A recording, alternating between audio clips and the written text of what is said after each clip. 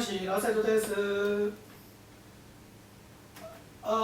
之前啱啱有需要，麻煩你同我借5000萬落 ALS 個戶口度啊，唔該。咁條數咧，咁就揾翻你哋老闆黃志華攞翻得㗎啦。係啦。好就咁啦。咁之後啲錢咧，你麻煩轉咗過去同我講聲，咁我同翻Steve Wong 講聲嘅。唔該你，拜拜。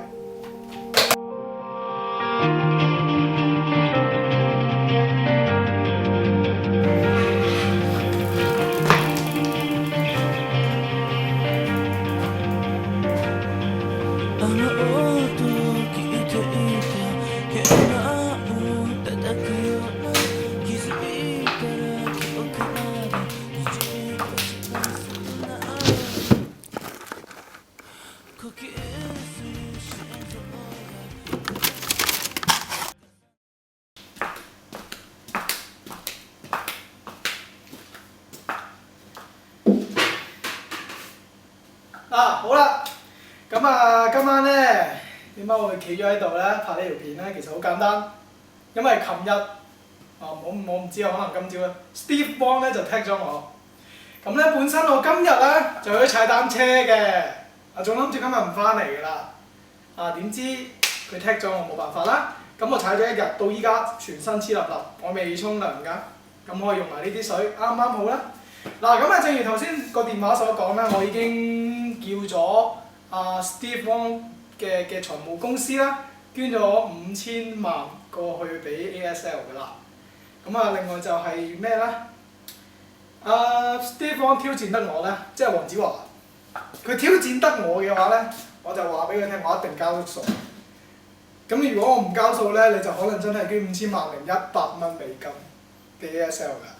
咁為求你冇散紙，防止你冇散紙啦，所以我今次咧找咗數，你捐多10蚊得啦，有散紙嘅你。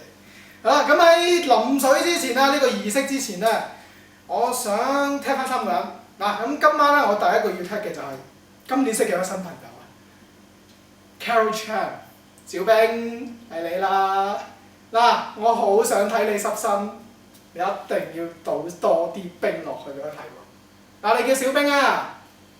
倒冰嘅時候 ，Ice Bucket Challenge 嘅時候係唔可以少冰嘅，知唔知道？最多俾你走甜 ，OK？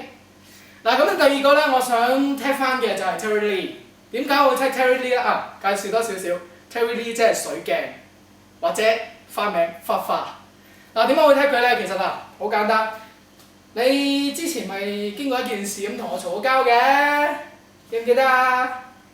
我諗你一世都記得㗎啦，不過唔緊要。今日咧，藉住呢個 Ice Bucket Challenge 咧，我想做翻一個叫咩咧？食下字咧，冰釋前嫌 ，OK？ 唔好再嬲我，得唔得？我知你得嘅，破禁啊嘛！人生總要轟轟烈烈一次，我知你係一個藝術家嚟嘅，呢啲行為藝術你一定做嘅。咁好啦，做最後啦，第3個我想踢嘅就係識咗咁多年一個好特別嘅朋友，我哋識咗1個月，唔係。識咗2個月咋，就2個人去台灣啦，而且仲係一個求學時期嘅事嚟添。咁我知你好玩得，亦都好有義氣嘅。你估係邊個？識我嘅都知㗎啦 ，Osman Wu， 恒仔。今晚踢你就聽日好交數啦，24小時之內啊。我唔踢其他嗰幾個㗎啦，留翻你踢，或者你踢其他人啦。轟轟烈烈一次，身後身。好，加冰水先。